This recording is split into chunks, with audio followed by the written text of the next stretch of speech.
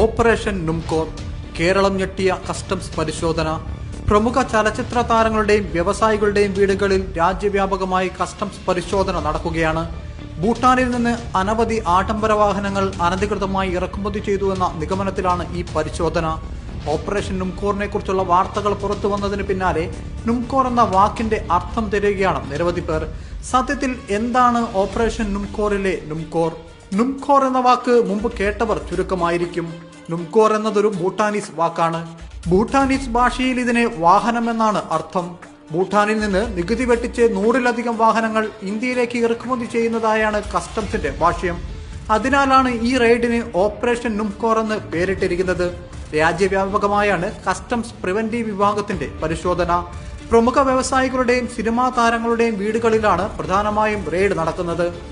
Operation നുംകോറിന്റെ ഭാഗമായി കേരളത്തിലും വ്യാപകമായ പരിശോധനയുണ്ടായി. കൊച്ചി, തിരുവനന്തപുരം, കോഴിക്കോട്, മലപ്പുറം, തൃശൂർ ഉൾപ്പെടെ 30ഓളം സ്ഥലങ്ങളിലാണ് റെയ്ഡ്. ഇന്ത്യൻ നിയമമനുസരിച്ച് സെക്കൻഡ് ഹാൻഡ് വാഹനങ്ങൾ ഇറക്കുമതി ചെയ്യാൻ നിരോധനമുണ്ട്. എന്നാൽ നികുതി വെട്ടിക്കുന്നതിനായി വ്യാജരേഖകൾ ഉണ്ടാക്കി പഴയ വാഹനങ്ങൾ ഭൂട്ടാനിൽ നിന്ന് ഇറക്കുമതി ചെയ്യുന്നുണ്ടെന്നാണ് കസ്റ്റംസിന്റെ കണ്ടെത്തൽ. പരിശോധനയിൽ കണ്ടെത്തുന്ന അനധികൃത വാഹനങ്ങൾ കസ്റ്റഡിയിലെടുക്കുമെന്നും രേഖകൾ ഹാജരാക്കാൻ കഴിയാത്ത ഉടമകൾക്കെതിരെ കർശന നടപടി സ്വീകരിക്കുമെന്നും അധികൃതർ വ്യക്തമാക്കുന്നു.